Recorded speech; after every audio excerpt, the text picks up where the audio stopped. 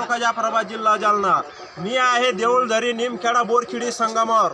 काल झाली महाशिवरात्र भंडाऱ्याच्या निमित्ताने या संगमामध्ये हजारो पब्लिक येत आहे, स्वतःचे जीव धोक्यात टाकून येत आहे। इथं कोणत्या प्रकारची एनडीआरएफची टीम सुद्धा नाही।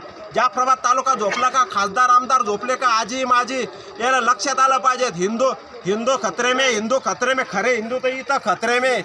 या हिंदूसाठी काय करता तुम्ही? आज स्वार्थपोटी आज श्रद्धेपोटी हजारो पब्लिक या बोरखेडी चीनमधून देऊळझरीमधून नावामध्ये स्वतःचा जीव धोक्यात टाकून इथं येत आहे। तुम्ही बघून घ्या, शेतकऱ्यांनी स्वतःसाठी स्वतःचा जुगाड बनवून येत आहे। हा गाव जोडणारा प्रकल्प, गाव जोडणी रोड कुठे गेला शासनाचा? नेते लोक झोपलेत का?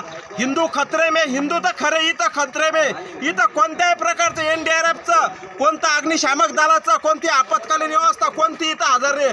आज या बोरखेडीचे उपकार आहे या संस्थांवर। स्वतः वर्गणी करून स्वतःच्या पैशाची नाव बनवून श्रद्धाळूसाठी स्वतः अपडाऊन कर। पाहून घ्या तुम्ही, ती नाव येत आहे।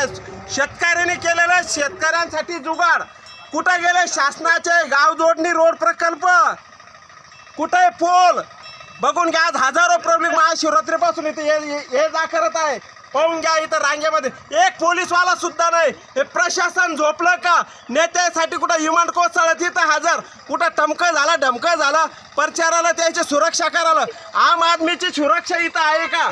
बघून घ्या मित्रांनो तुम्ही। हा जो पूल बनाला कोणत्याही शासनाचं यामध्ये योगदान नाही। हे अंगुठे बहादर कोणत्या प्रकारचा प्रशासनाने इंजिनियर सुद्धा दिला नाही।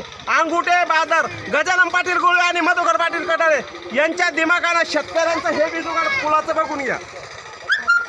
मग हिंदूच्या नावावर चालणार सरकार झोपलं का? हे बघून घ्या। शेतकऱ्यांसाठी चालवले जुगाड बघून घ्या। बोरखेडीच्या लोकांनी लोकवर्गणी करून हिंदूसाठी, मराठ्यानं सावधान, मराठे हिंदू नाही का? आज मराठ्याच्या श्रद्धा या महादेवावर स्वतःचे पैसे खर्च करून इथे येत आहे आणि कोणत्या प्रकारच्या शासनाची मदत नाही। एखादी